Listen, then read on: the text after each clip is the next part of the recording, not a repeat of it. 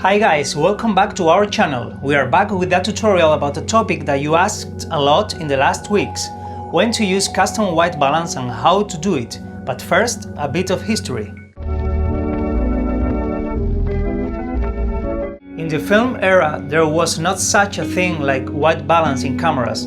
Film stock was balanced to daylight or tungsten, and that was all. DOPs used to filter the lens or gel the lights to achieve the desired balance. Also, they were using mainly tungsten lights and HMIs with a great color rendition. Then, when filming real locations, low-quality lights came into the scene. These lights, such as cheap fluorescents, produce weird color casts. The usual solutions were to gel them to match daylight or tungsten, to substitute them by high-quality lights, or to embrace the color cast as a narrative device. For example, green for hospital scenes or sick characters. Now we have white balance presets in every camera, so we can cover a wide range of color temperatures. The most common are sun, overcast, shadow, tungsten and fluorescent. These options make your lives easier as filmmakers, but even dialing and setting our temperature manually, we will find situations where our white balance is not on point. With high-end cameras and strong codecs, it's easier to correct this in post without any loss in our image. However, with weaker codecs, we should nail our color temp in camera in every shot.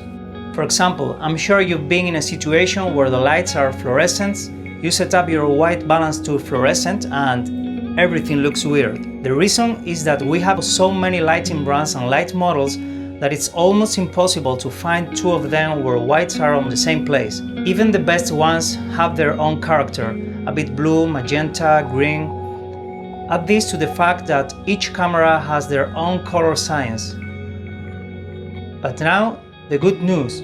If you are in a high-budget environment, your DOP should have a color meter to know exactly where each light is. Otherwise, in tricky situations like documentaries, events, run-and-gun situations, low-budget commercials, etc., we always have the option of custom white balance.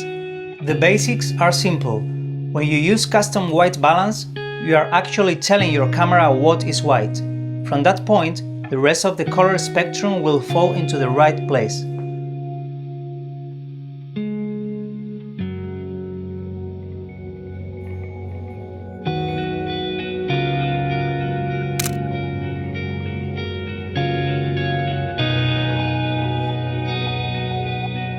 The perfect situation would be to have a gray card to do your custom white balance.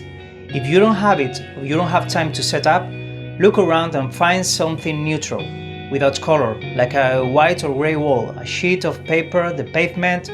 Be careful because even a small amount of color in your choice will result in a wrong white balance.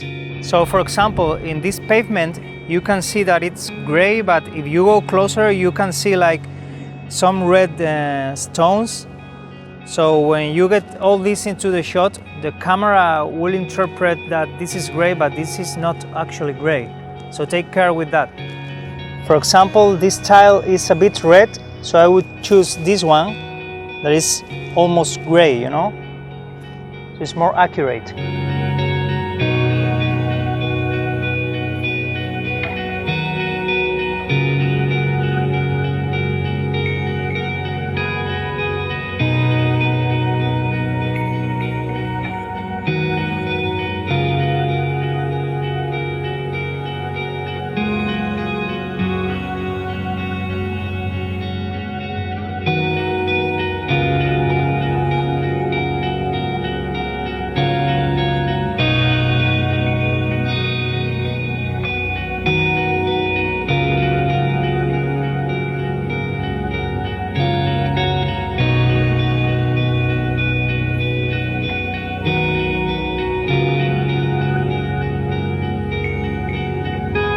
Just be careful because light bounces everywhere, so when you are doing your custom white balance near a wall or in the forest or something, the color of the wall will be bouncing into your subject.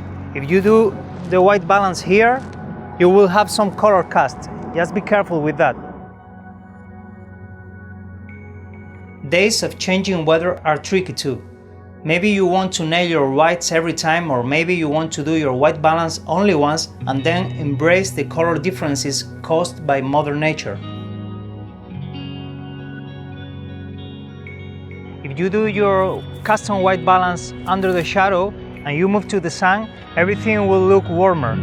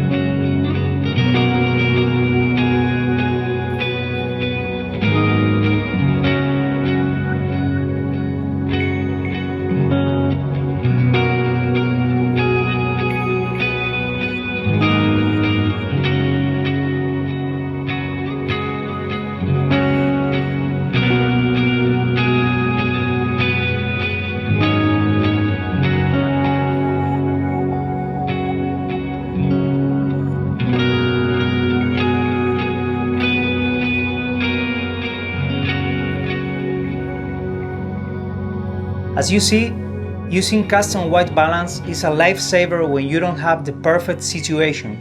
Never use the auto white balance function, because you will find later that each shot has a different color and the color correction stage will be a nightmare. Also, if for example you have a scene with a general daylight and a character under a tungsten practical, for example, don't use a different white balance for the wide and another one for the close-up, or you will miss the warm quality of the practical light.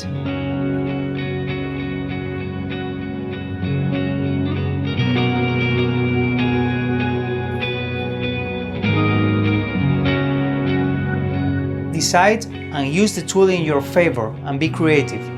Maybe you want a scene to feel cooler or warmer. As always, this is a tool, but always at the service of your judgment. I hope this tutorial helps you to understand custom white balance a bit better and you're not more scared of using it. Please like and subscribe if you like this video, and go out there and make your tests. See you next week.